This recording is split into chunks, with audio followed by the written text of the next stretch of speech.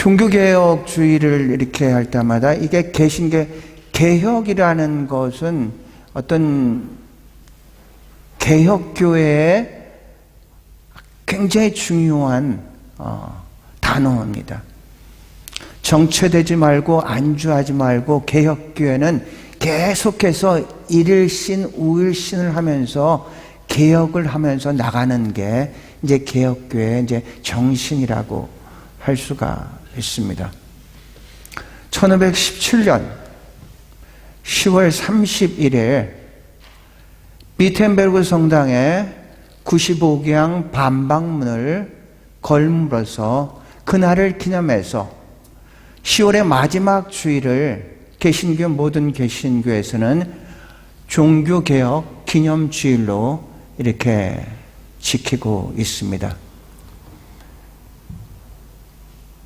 개혁자들의 그 개혁의 정신을 다시 한번 우리가 그 의미를 깨닫고 오늘 우리의 신앙 속에서는 어떻게 개혁을 하면서 살아가야 될까를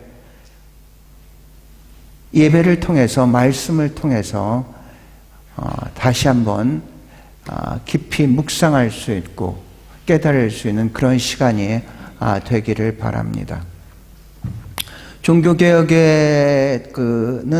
개혁은 어느 날 갑자기 일어나는 것은 이제 아니죠. 마틴 루터 전에도 많은 사람들이 개혁의 횃불을 들었다가 그 시대에 억눌려서 그 횃불이 꺼진,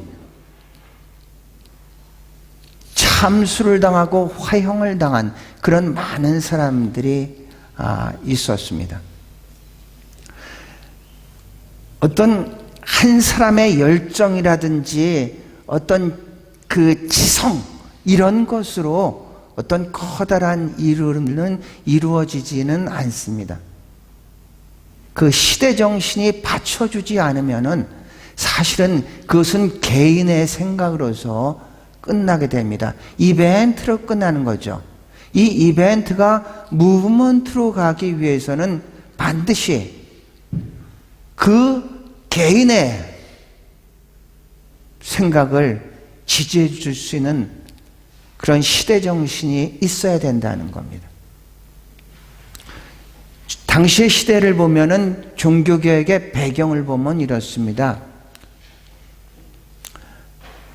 1096년부터 십자군 전쟁이 8차에 거쳐서 200년간 이루어집니다. 십자군 전쟁의 그 당시의 사회는 봉건제도였습니다. 봉건제도는 땅을 중심해서 영주가 있고 농노가 있고 그 땅이 모든 것들의 중심이었었던 그런 시대였습니다. 그런데 십자군 전쟁을 통해 가지고 이제 많은 이동을 하게 되죠. 서양을 넘어서 동양까지 이동을 하는 그런 경험을 하게 됩니다.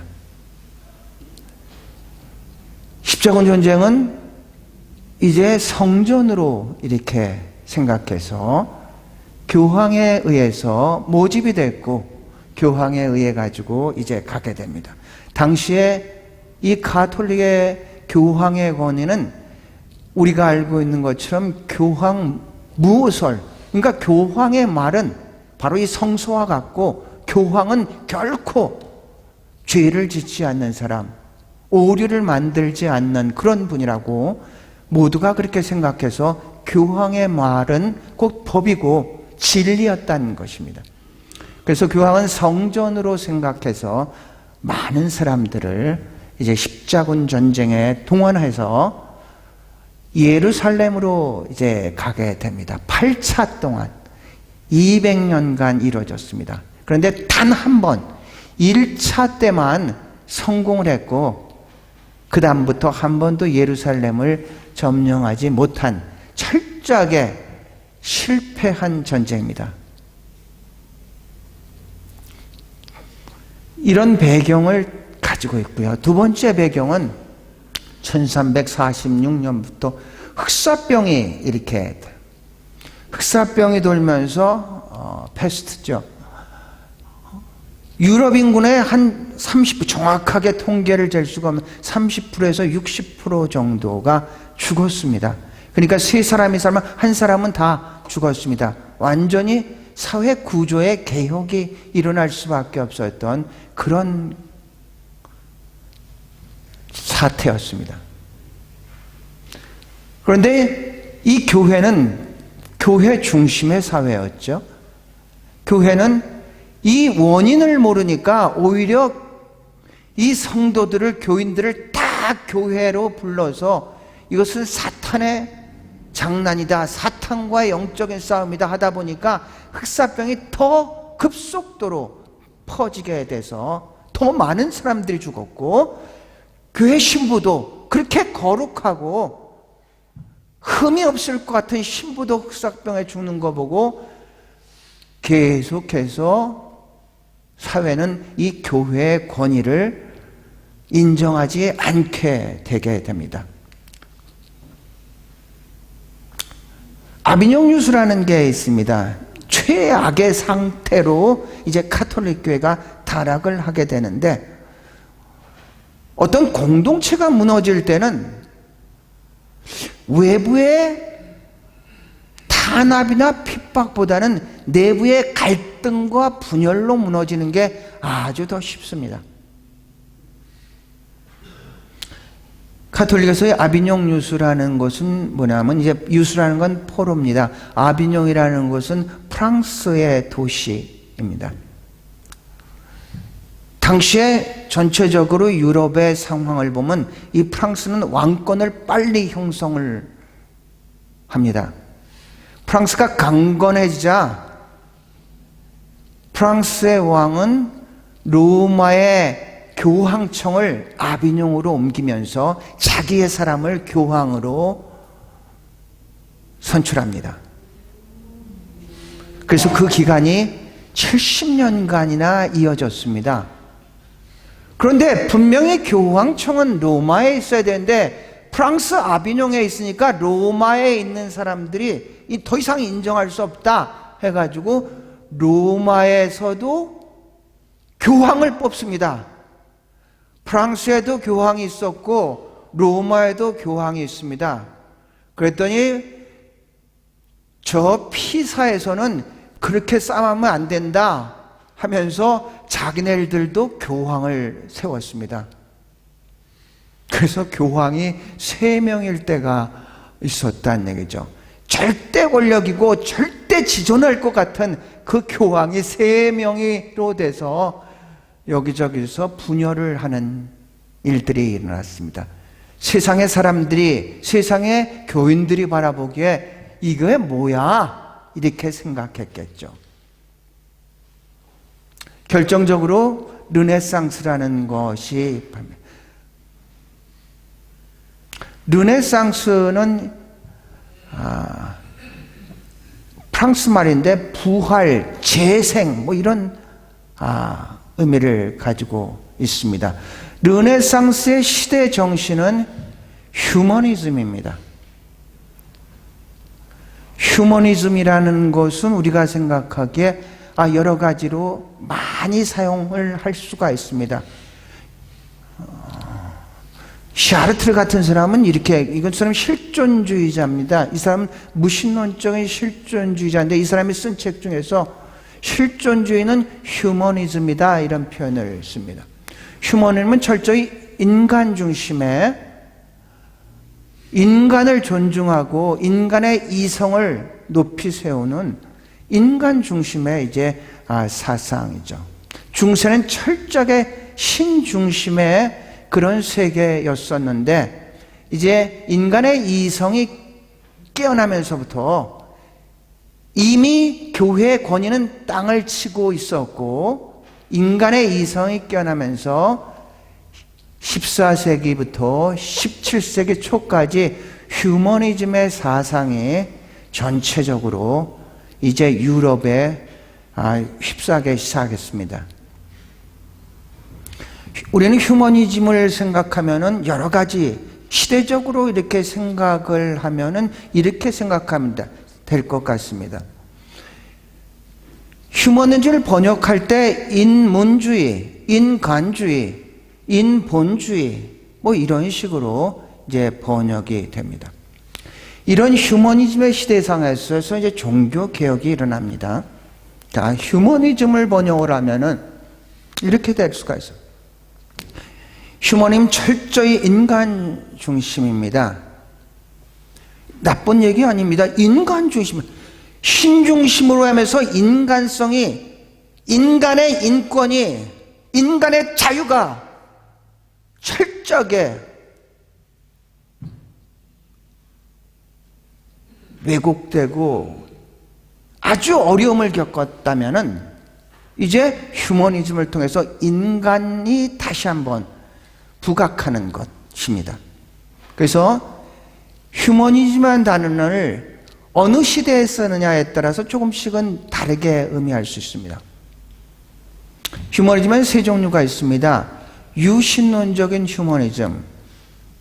처음에 여기에서의 르네상스는 신들이 다 인정을 한 상태입니다. 하나님을 인정한 상태에서의 휴머니즘입니다. 이때 휴머니즘은 인문주의라고 이렇게 많이 번역을 했습니다. 인문주의. 인자라는 사람 인자의 문자는 그럴 문입니다. 우리가 여기에 사람들이 요새 문신을 많이 하는데 그 문자가 바로 그럴 문자입니다. 문이란 뜻입니다. 문신이라는 건 인간에게 새겨진 문이 이런 뜻입니다. 인문주의, 지금 시드니에서도 인문학 교실이 여러 군데에서 열리고 있고 또 한국에서는 인문학 열풍이 이제 불어서 인문학을 통해서 인간은 누구인가, 인간은 무엇인가를 알려고 하는 그런 것입니다. 인문학이라는 것은 일단 문이라는 것은 인간의 발자취를 얘기를 합니다. 인간의 흔적, 인간이 남긴 흔적, 발자취. 인간이 무엇을 남겼습니까? 역사를 남겼고 문학을 남겼고 예술을 남겼고 철학을 남겼고 이런 것들을 통해서 인간이 누구인가를 연구를 하는 것이 바로 인문학이란 겁니다. 이 사상이 종교개혁 전에 일어났습니다. 이 사상이 있었기 때문에 마틴 루터가 개혁의 횃불을 들 때 성공을 할 수가 있었던 것입니다. 여러분, 영화 중에서 한 10년 정도 된 것 같은데 관상이라는 영화가 있습니다. 관상이라는 영화는 이제 문종이 죽으면서 자기의 아들인 단종이 14살입니다. 이제 14살인 단종이 왕위에 서면은 얼마나 그 왕권을 찬탈하는 세력들이 많이 있겠습니까? 그래서 고명 대신으로서 김종수와 황보인 같은 사람에서 이 아들을 잘 너희들이 보필을 해달라고 이렇게 부탁을 합니다. 우린 김종서를 잘 알고 있죠. 호랑이와 같고 아주 강직했던 그 사람. 그래서 단종을 잘 보필을 하려고 이 두들은 정말로 열심히 최선을 다했습니다. 그런데 문종의 동생이었었던 수양대군이 등장을 합니다. 이것은 역사적인 사실을 근거로 해서 이제 관상이라는 영화는 거기에 가상의 인물을 하나 이제 그 역사 속에 집어넣고 이야기를 이끌어가는 겁니다. 김내경이라는 사람으로서 이 사람은 그 당대 최고의 관상장입니다. 사람의 얼굴만 보더라도 이 사람이 어떤 삶을 살고 어떻게 일을 할 사람인가를 다 알 수 있는 이 사람입니다. 김종서가 이 갭내경을 불러서 과연 역모를 할 사람이 있는가를 조사를 합니다.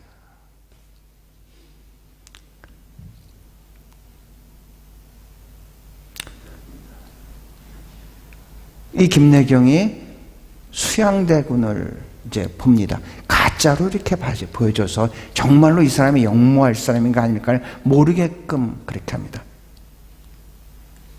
결국 수양대군은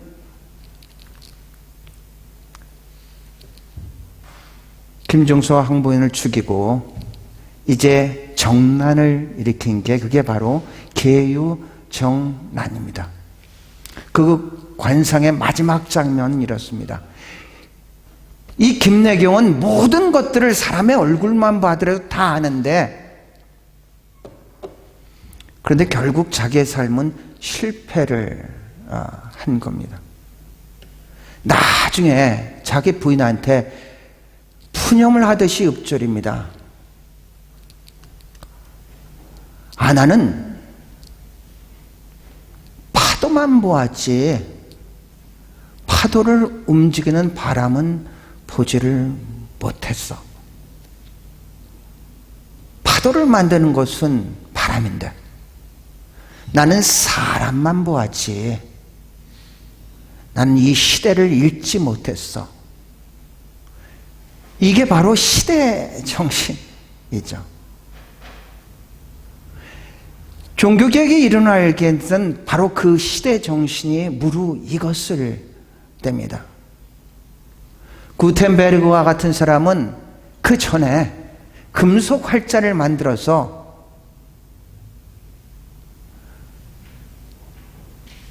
바로 95개항조를 바로 유럽으로 퍼뜨렸었던 그런 역할을 했습니다.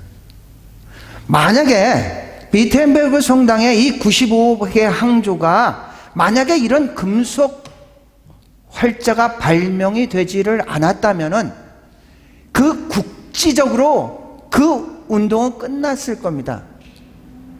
그런데 금속 활자로 인해 가지고 쉽게 유럽으로 퍼졌고 유럽에서 같은 생각을 가졌던 사람들이 한 마음을 가질 수가 있게 됐다는 것입니다. 두 번째 인문학을 보면 이렇게 합니다. 이신론적으로서, 이신론이라는 것은 데이즘이라 그럽니다. 신은 인정하지만 그 신이 인간에서는 이 땅에서는 개입하지 않는 그런 신을 얘기합니다. 유신론이라는 것은 그 신이 개입을 하는데 이신론은 개입하지 않는 그런 신을 얘기할 때 이신론이라고 합니다. 미국을 건국한 많은 사람들 중에서는 유신론자보다는 이신론자가 많습니다.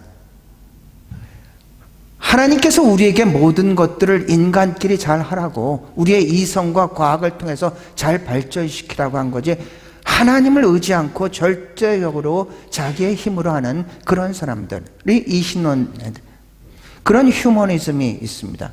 세 번째 휴머니즘은 무신론적인 무신론적인 휴머니즘입니다. 눌러보세요. 네.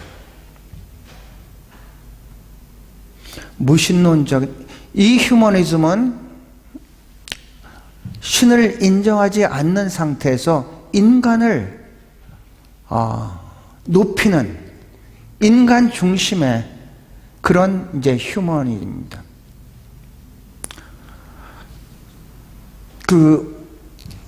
우린 적십자를 알고 있습니다. 우린 적십자를 생각할 때 빨간 십자가니까 여긴 기독교 정신으로 한다 이렇게 생각하는데 그렇지 않습니다. 그 사람들은 in the name of humanism입니다. 인본주의 정신으로서 사람들을 도와주는 그런 단체입니다. 우리는 in the name of Jesus Christ인데요. 그 사람이 in the name of humanity, 인본적으로서 도와주는 것입니다.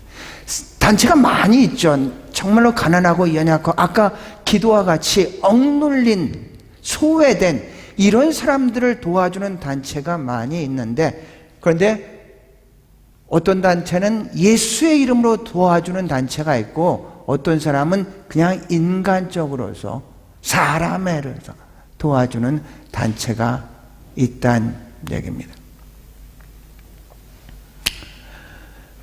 1517년 10월 30일 날 비텐베르크 성당에 95개 항조를 겁니다.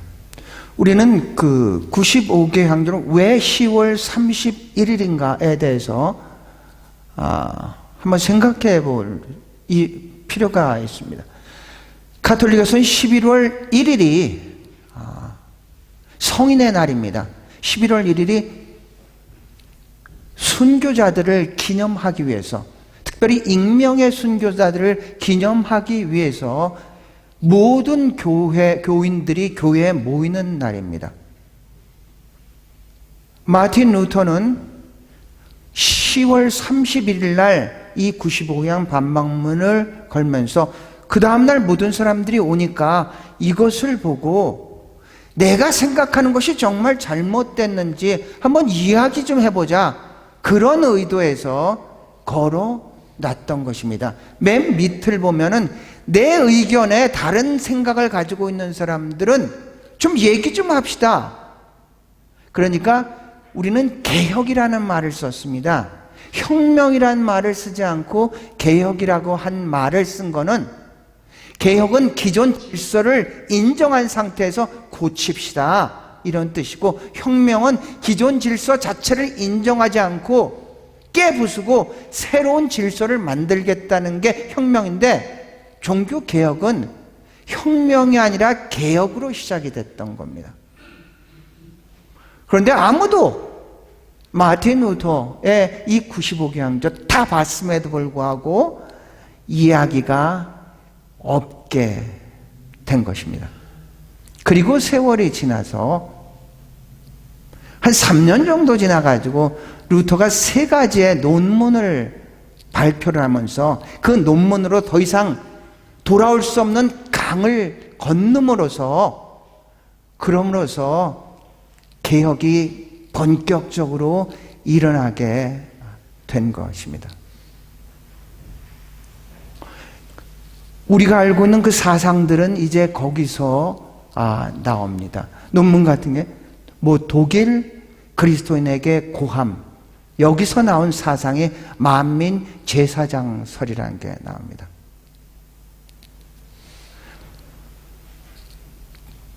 교회에서 사제는 높고 교인들은 낮은 게 아니다.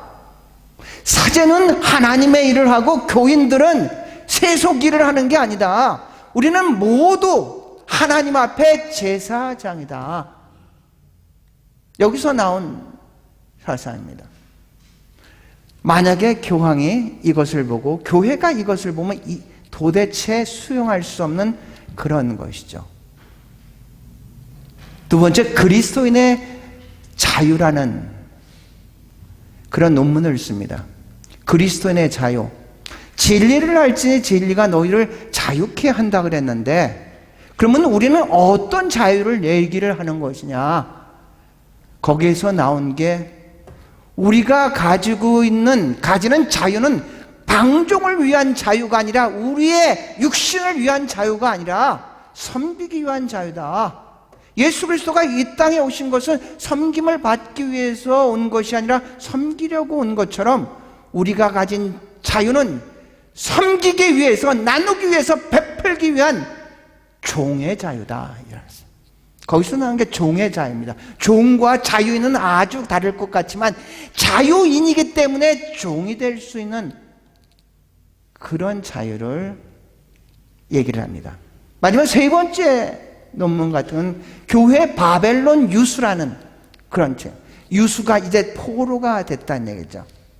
당시에 성례전이 7개가 있습니다. 아예 유아세례부터 죽을 때까지. 그 모든 것들이 성례전으로 이렇게 생각을 한 겁니다. 그렇다면 이 아이가 태어나는부터 죽을 때까지 이 모든 사람들을 교회란 틀 안에 묶고 있지 않냐. 그래서 포로란 뜻이, 유수란 뜻입니다. 포로로 만들고 있는 게 아니야. 성경에 전혀 그런 것도 없는데 왜 그런 걸 자꾸 하느냐. 그래서 거기에서 성례와 성례전을 전 7개에서 2개로 줄인 게 이제 세례와 성찬을 얘기를 했습니다. 이것을 읽은 이 가톨릭 측에서는 도저히 용납할 수가 없어서 바로 그 다음에 1521년 루터를 보름스 궁전으로 종교 재판을 하기 위해서 부릅니다. 그래서 모든 사람들이 루터를 가지 못하게 하죠. 당신은 가면 죽는다. 못하게 하는데 루터가 보름스 궁전에 기와장같이 이 사탄마귀가 있더라도 나는 가겠다. 그래서 재판이 시작됩니다. 루터가 쓴 모든 문서들을 다 펼쳐놓고 얘기를 합니다. 네가 이것을 취소하겠느냐? 만약에 거기서 파문을 당하면 누가 루터를 죽여도 그건 살인이 아니라 정당한 겁니다. 파문이라는 게 그렇게 무서운 것이죠. 그 법정의 위협, 루터도 떨리겠죠. 사람인데. 인간입니다. 그 법정에 서기 전까지는 정말로 담대하게 갔었을 겁니다. 근데 막장 이 모든 이 법정에 그 시선이 자기를 향하고 위협을 하는 것을 들으면서 떨렸겠죠. 취소하냐? 취소 안 할 거냐? 법정에서 루터는 그랬습니다. 하루만 여유를 달라. 우리는 이렇게 했으면 좋겠죠. 나는 절대로 취소하겠다. 그 자리에서 했으면 좋겠는데 사실은 그러지는 않았습니다. 하루만 여유를 달라. 그리고 밤새도록 하나님 앞에서 기도하죠. 그 다음날 다시 재판이 열리고 루터는 얘기합니다. 내가 이 쓴 문서가 성서에 어긋나거나 나의 양심에 어긋난다면 취소할 수 있지만 절대로 나는 취소할 수 없다. 그리고 파문을 당하는데 나올 때 그를 도와주었던 사람이 그를 자기의 성으로 데려가서 그 성에서 있으면서 독일어로 성경을 번역하는 그런 역사를 통해서 종교개혁은 계속해서 이어나갈 수가 있었던 것입니다. 우리가 잘 알고 있는 루터가 오늘의 본문의 말씀이 그겁니다. 첫 번째 말씀은 하박국서 2장 4절의 말씀입니다. 오직 의인은 믿음으로 말미암아 살리라. 복음에는 하나님의 의가 나타나서 믿음으로 믿음에 이르게 한다고 했습니다. 기록된 바 의인은 오직 믿음으로 말미암아 산다고 했죠. 루터가 가장 고민했었던 단어가 이 하나님의 의입니다. 루터는 인간적으로 하는 어떻게 하면 내가 성화되고 어떻게 하면 더 하나님과 가까이 할 수 있을까를 위해서 자기가 할 수 있는 고행은 다 해봅니다. 빌라도의 계단을 무릎으로도 올라가 봅니다.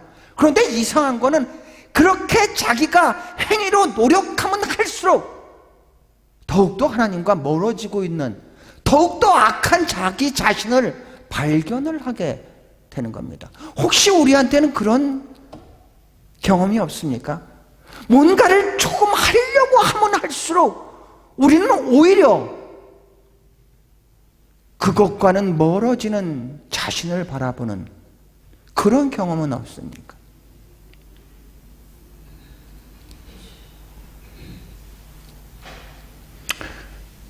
이 두 번째 말씀은 하나님의 의와 자기의 의를 우리가 조금 더 이해하기 위해서 현대인 성경으로 읽으면 조금 더 쉬울 것 같아서 했습니다. 그들은 하나님에게서 의롭다고 인정받는다는 것을 같이 읽어보시겠습니다. 시작. 그들은 하나님께서 의롭다고 인정받는 것을 모르고 스스로 의롭게 되려고 노력하며 의롭다고 인정받는 하나님의 방법을 따르지 않는다. 하나님의 의와 자기의 의를 갖다가 그러니까 자기의 의는 스스로 의롭다고 노력하는 점, 자기의 의는 이제 행위의 의를 하는 겁니다. 내가 뭔가를 해서 뭔가를 이뤄서 어떤 공적을 쌓아서 공로를 만들어서 하나님께 내가 인정받으려고, 내가 헌금을 많이 해서, 내가 봉사를 많이 해서, 내가 모든 예배 잘 참여해서 새벽 기도해서 철야 기도를 해서, 그러면 하나님이 나를 인정해 주지 않겠어? 내가 그래서 이것을 얘기를 하는데, 하나님의 의는 그런 행위에 의한 의가 아니라 의로우신 하나님을 믿음으로 의로워지는 그런 의를 얘기를 합니다. 우리는 그것을 이신칭의라고 합니다. 이신, 믿음으로 말미암아 칭의, 의롭게 칭함을 받는다. 이제 그런 표현이죠. 인정받는다, 의롭다고 인정받는다, 이런 얘기입니다. 하나님의 의는 믿음의 의고 자기 의는 행위의 의입니다. 그래서 우선 이것을 이신칭의, 믿음으로 말미암아 의롭다고 인정을 받는다, 칭함을 받는다, 이런 얘기입니다.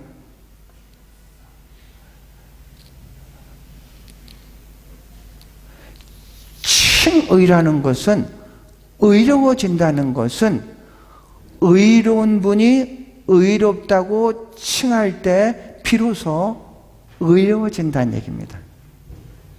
내가 뭔가를 이렇게 이루어서가 아니라, 뭔가를 공로를 만들어서가 아니라 의로운 분이 의롭다고 칭할 때 의로워지는데, 그러면 어떻게 그렇게 칭함을 받을 수 있는가?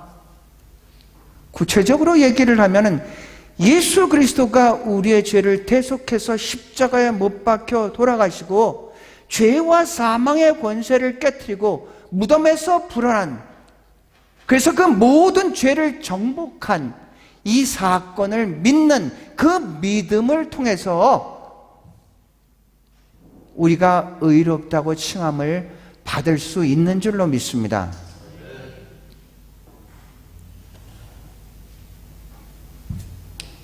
그래서 오직 의는 믿음으로 말미암아 삽니다. 사랑하는 성도 여러분, 우리는 아는 만큼 살지 않습니다. 가진 만큼도 살지 않습니다. 배운 만큼도 살지 않습니다. 우리는 오직 믿는 만큼 사는 줄로 믿습니다. 그 믿음의 초점이, 만약에 여러분이 물질에 초점을 맞추고 물질을 믿었다면은 그 물질이 없어질 때 여러분도 다 끝나죠. 믿음의 초점이 사람이었다면은 사람이 흔들릴 때 여러분도 흔들리지 않습니까?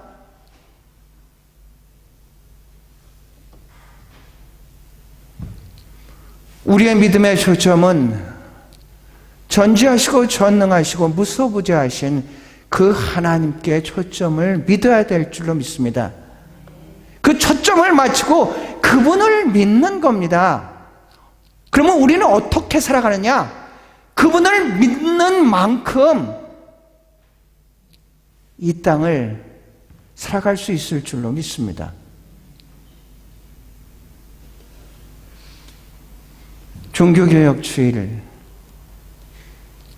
1517년에 종교개혁을 했으니까 이제 506년째 이제 기념주일이라고 할 수 있죠. 그 많은 기념주일에 또 한 번의 기념주일이 아니라 여러분, 오직 의인은 믿음으로 말미암아 산다고 했습니다.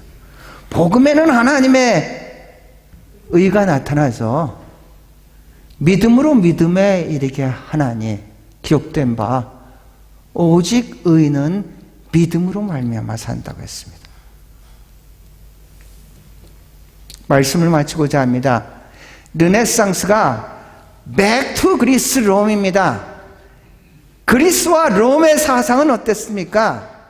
우리는 그리스의 철학을 잘 알고 있습니다. 그리스의 철학을 생각하면 우린 철학의 아버지를 소크라테스라고 생각하지만 소크라테스가 아니라 그리스는 원래 자연 철학에서 생각했습니다. 이 만물의 기원은 무엇인가로 생각해서 철학의 아버지는 소크라테스가 아니라 달레스였고, 이 자연 철학이 인간 철학으로 내려면서 그리스의 철학은 꽃을 피고, 이 르네상스가 바로 인간으로 돌아가자 하는 이런 배경을 가지고 있는 것이고, 종교개혁은 Back to the Bible입니다. 성경으로 돌아가자. 성경으로 돌아가자. 교회의 전통도 아니고 교황의 권위도 아니고 성경이 우리 모든 것들의 기준이다. 성경으로 돌아가자. 그래서 성경, 믿음, 은혜, 이 모든 것들은 성경에서 이야기를 하는 것입니다. 우리 구세군에는 교리가 11가지가 있는데 첫 번째 교리가 성경입니다. 첫 번째 교리가. 우리는 신구약 성서가 하나님의 영감으로 된 것이며 성서만이 그리스도인의 신앙과 실천의 표준임을 믿는다. 사랑하는 성도 여러분, 우리는 믿음만큼 살아갑니다. 우리가 가진 믿음은 바로 이 성서를 근거로 해서 믿는 겁니다. 다른 어떤 것이 아니라 누가 사관이 뭐라 그러든가 아니면 뭐 다른 사람이 어떤 얘기를 해도 그게 근거가 아니라 성경가 근거를 대서 우리가 하나님을 믿는 겁니다. 그리고 우리는 하나님을 믿는 만큼 이 땅에서 살아가는 줄로 믿습니다.